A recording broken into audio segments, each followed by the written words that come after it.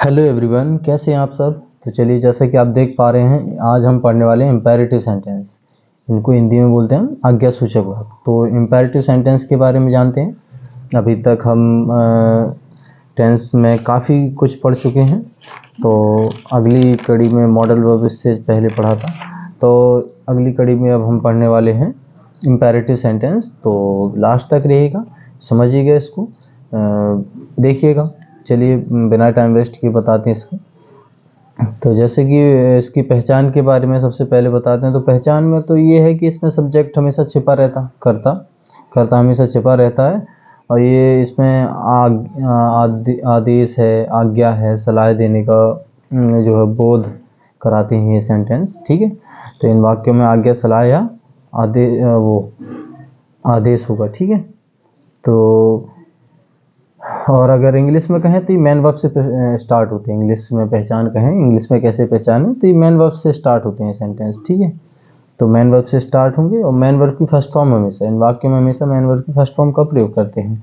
तो इनको एग्जाम्पल से बेहतर तरीके से और समझेंगे, चूँकि ये तो हमने इस तरह से थोड़ा मोटा मोटा बता दिया कि किस तरह से इसको पहचानते हैं। और ये हमेशा इसका प्रेजेंट टेंस से कनेक्शन है, हमेशा ये प्रेजेंट में ही रहते हैं। ठीक है, इम्पेरेटिव सेंटेंस जैसे कि अब 3 ही प्रकार का हमारा समय है, तो कौन से वाले में हमारा प्रेजेंट टेंस में होंगे ये, और वो भी प्रेजेंट के भी 4 भाग है, तो प्रेजेंट इंडेफिनिट में होगा ये। ठीक है, तो प्रेजेंट इंडेफिनिट टेंस में इनको हम बनाते हैं। तो इसका जो है सब्जेक्ट हमेशा छिपा रहता है, इनमें सब्जेक्ट हमेशा यू, जो सब्जेक्ट यू मीन्स तुम होता, तो यू ही रहता है इनमें सब्जेक्ट। ठीक है, तो उसके हिसाब से हम इस सेंटेंस को बनाते हैं। तो अगर आप उससे रिलेट करेंगे प्रेजेंट इंडेफिनिट से, तो बहुत सारे फैक्ट निकल के आएंगे, सोचिएगा।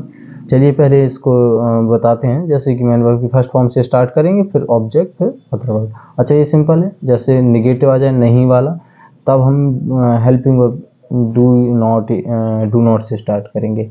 अब डू ही क्यों लगाते हैं, तो इसका भी प्रेजेंट इंडेफिनिट से कनेक्शन लगाइएगा। तो इसमें हमने बताया कि सब्जेक्ट हमेशा यू रहता, तो यू के हिसाब से हेल्पिंग वर्ब आएगी। यू है हमारा प्लूरल, तो प्लूरल के हिसाब से डू आ जाएगी। तो इस तरह से इसका कनेक्शन आप और भी इसमें आगे बताएंगे। तो चलिए पहले इनके एग्जाम्पल्स के बारे में जानते हैं। जैसे कि ये हमारा दरवाज़ा खोलो, तो दरवाज़ा खोलो, तो इनको हमने बताया कि सबसे पहले मैन वर्ब, इसके बाद ऑब्जेक्ट। भाई सब्जेक्ट तो लिखते नहीं, जब सब्जेक्ट हिंदी वाले सेंटेंस में हाइड है, छिपा है, तो हम इंग्लिश में भी नहीं लिखेंगे सब्जेक्ट ही। ठीक है, सीधा मैन सब्जेक्ट के बाद क्या आती, वर्ब। अब चूंकि प्रेजेंट इंडेफिनिट में सिंपल सेंटेंसों में हेल्पिंग वर्ब लिखते नहीं है, इसलिए इसमें भी नहीं लिखेंगे डू या डज। ठीक है, बस सीधा मैन वर्ब लिखेंगे, फिर उसके बाद ऑब्जेक्ट। अब आपने ये भी पढ़ा होगा कि प्रेजेंट, सिंपल प्रेजेंट में मैन वर्ब में ऐसे एस भी लगाते हैं। तो चूंकि आपने ये भी समझा होगा कि मैन वर्ब में ऐसे एस कब लगाते हैं, जब हमारा सब्जेक्ट सिंगुलर हो। इसमें तो सब्जेक्ट होता है यू, जो कि प्लूरल है, तो इसलिए हम मैन वर्ब में ऐसे एस भी नहीं लगाते हैं। तो सारे जवाब आपको मिल जाएंगे इसके प्रेजेंट इंडेफिनिट से रिलेटेड, क्योंकि उसी से रिलेटेड है ये। और इससे पहले आपने अगर प्रेजेंट इंडेफिनिट नहीं देखा, तो आप उसको जाके समझिएगा एक बार। पूरी टेंसों की सीरीज सभी को हमने बहुत ही आसान तरीके से बताया है, आप एक बार समझेंगे तो सभी समझते चले आएंगे। ठीक है, तो और उनको समझेंगे तो बेहतर तरीके से समझ में आएंगे। तो चलिए शुरू करते हैं। जैसे कि दरवाज़ा खोलो, तो इसमें सबसे पहले हमने क्या बताया, मैन वर्ब। मैन वर्ब यानी कि क्या है, खोलना। तो खोलना यानी कि ओपन, मैन वर्ब। ठीक है, फिर उसके बाद क्या, ऑब्जेक्ट। तो यही है बस, ओपन द डोर। तो इस तरह से ये हो गया हमारा ओपन द डोर। अगला सेंटेंस जैसे कि देखें हम, तो अपना काम करो। तो ये बढ़िया, अपने की अंग्रेजी अब क्या लिखें सर, आपने पिछले सेंटेंस में बताया है कि अपने की अंग्रेजी हम सब्जेक्ट के हिसाब से लिखते हैं। तो अब इसमें सब्जेक्ट के हिसाब से क्या लिखें, क्योंकि इसका सब्जेक्ट तो क्या दिख नहीं रहा, मतलब कि पढ़ाया आपने, तो अब हम बता ही चुके हैं कि इसका सब्जेक्ट छुपा रहता और वो क्या रहता है, यू ही होता है। तो यू के हिसाब से अपने की अंग्रेजी क्या हो जाएगी हमारी, योर। ठीक है, तो यू के हिसाब से अपने की अंग्रेजी योर। तो हम अब इसमें इम्पेरेटिव सेंटेंस में सभी सेंटेंसों में अपने ही शब्द की अंग्रेजी क्या लिखते हैं, योर। ठीक है, तो आपका ये भी डाउट क्लियर हो गया होगा। तो सबसे पहले अपना काम अलग है, करना अलग है। तो इसमें हम वो क्या, मैन वर्ब लिखेंगे। तो करना क्या माने होता, डू माने, डू। उसके बाद ऑब्जेक्ट, ऑब्जेक्ट क्या, अपना काम। तो ये your work, do your work हो गया। बहुत ही इजी सेंटेंस है, ठीक है। तो आप जैसे कि सदा सत्य बोलो, सदा का मतलब सदैव सत्य बोलो, हमेशा, तो ये एडवर्ब होती, तो इनको हम हमेशा आगे ही लिखते हैं मैन वर्ब से भी पहले। तो ऑलवेज, इनको हम लास्ट में भी लिख देते हैं, शुरुआत में भी, सब्जेक्ट के बाद भी। तो हम इसको ऑलवेज को कब लिखते हैं? सब्जेक्ट के बाद। तो ऑलवेज, जिसके बाद क्या? Man verb. तो बोलने की अंग्रेजी क्या लिखेंगे हम? स्पीक। सत्य बोलने के लिए क्या लिखते हैं? मैन वर्ब की फर्स्ट ही फॉर्म आनी है, और तो ऑलवेज स्पीक, फिर उसके बाद क्या? द ट्रूथ मीन्स सत्य। तो ऑलवेज स्पीक द ट्रूथ। अगला है दीवारों पर मत थूको, तो नहीं वाला आ गया, मत मतलब नेगेटिव, ठीक है। तो नहीं वाला, तो हमने इसमें आपको समझाया है कि हेल्पिंग वर्ब से तो कौन सी हेल्पिंग वर्ब आएगी?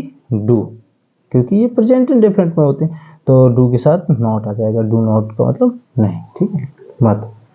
तो डू नॉट, अब डू क्यों आया है? क्योंकि ये इंपेरेटिव सेंटेंस को कनेक्शन किससे होता है? प्रेजेंट इंडेफिनिट से, इंडेफिनिट से, ठीक है। प्रेजेंट टेंस में इंडेफिनिट टेंस, ठीक है, प्रेजेंट इंडेफिनिट से, इसलिए डू आया, ठीक है। तो इसको भी आपको रीजन पता चल गया होगा डू क्यों लिखते हैं, और आप ये भूलेंगे भी नहीं जब इस तरह से समझेंगे। तो डू क्यों आया है? क्योंकि ये प्रेजेंट इंडेफिनिट में होते हैं, ठीक है।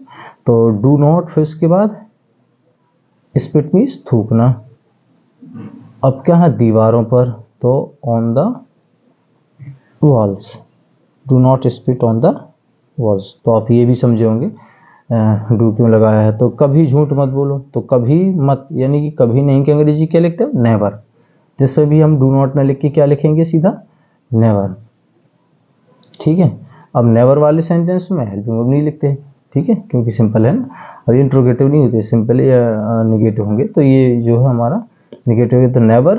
फिर इसके बाद अब झूठ बोलने के लिए बोलने की अंग्रेजी क्या लगाते हैं हम? टेल। सच बोलने के लिए बोलने की स्पीक लगाते हैं हमेशा, ठीक है। तो झूठ, यहाँ पे झूठ के लिए बोलने की अंग्रेजी क्या लगाएंगे?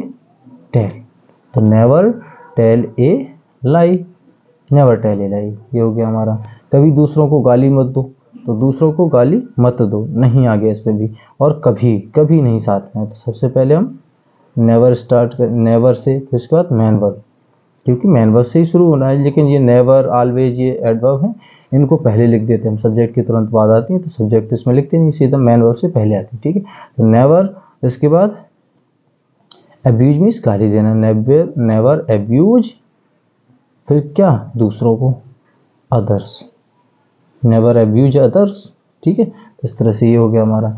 अगला है जैसे कि पढ़ते रहो, कुछ सेंटेंस होते हैं जारी रखना, किसी क्रिया को जारी रखना, पढ़ते रहो यानी कि कीप रीडिंग। इसमें मैन वर्ब हमारी कीप मान लेते हैं, ठीक है, कीप रीडिंग, ठीक है। अपना काम करते रहो, तो इसी तरह से ये थोड़ा सा अलग टाइप, ये भी वही है, मतलब आदेशात्मक। इनमें सब में आपने देखा होगा कि दरवाजा खोलो आदेश है, अभी इसमें हमने रिक्वेस्ट वाले नहीं शामिल किए। तो अपना काम करो, ये भी आदेश है। सदा सत्य बोलो, लॉन्ग टर्म वाली बात है, हमेशा उसमें होती है, किसमें? सलाह, हाँ सलाह में, ठीक है। लॉन्ग टर्म वाली बातें किस में आएंगी? हमारी सलाह में। और ये डू नॉट वाली भी हमेशा सलाह में, दीवारों पर मत थूको, लॉन्ग टर्म वाली बातें हैं ये, ठीक है। और जैसे वैसे ये पढ़ते रहो, तो आदेश है ये। और जहाँ कृपया लगा होगा वो क्या होंगे? रिक्वेस्ट वाले होंगे, मतलब कि प्रार्थना, ठीक है। आज्ञा है, तो इसमें प्रार्थना, आज्ञा, प्रार्थना है, सलाह। तो अपना काम करते रहो, तो सबसे पहले करते रहो यानी कि जारी रखना है, तो क्या लगाएंगे? कीप। जारी रखने के लिए हम कीप लगाते हैं, कीप या गो, ठीक है, गो ऑन, कीप ऑन, इनका यूज हम आगे पढ़ाएंगे। तो कीप, अब क्या है? मैन वर्ब इसमें अपना काम अलग है, करते रहना अलग, करना, करते रहना कि हमने ये कीप बना दिया। फिर उसके बाद क्या लिखेंगे? डू, डू मीन्स करना। तो कीप डूइंग, अब अपने की अंग्रेजी इसमें क्या होती है? सब्जेक्टिव होता है, तो अपने की अंग्रेजी योर होगी, कीप डूइंग योर वर्क। इस तरह से ये बन जाएगा हमारा। तो उम्मीद है आपको सभी कुछ समझ में आया होगा। और आगे हम पढ़ने वाले हैं यूज ऑफ लेट, ये इसी का पार्ट है इंपेरेटिव सेंटेंस का। तो जब उसको बताएंगे तो आप उसको भी समझिएगा ध्यान से। और अगर वीडियो पसंद आया हो तो लाइक भी करिएगा और ज़्यादा से ज़्यादा शेयर करिएगा, ताकि दूसरे बच्चों को ये पहुंच पाए, वो भी बच्चे सीख पाए आसानी से, ठीक है। तो और इसी तरह की इंग्लिश वीडियोज और मैथ, बेसिक मैथ, इन सब के लिए चैनल को सब्सक्राइब भी करेगा। Thanks for watching.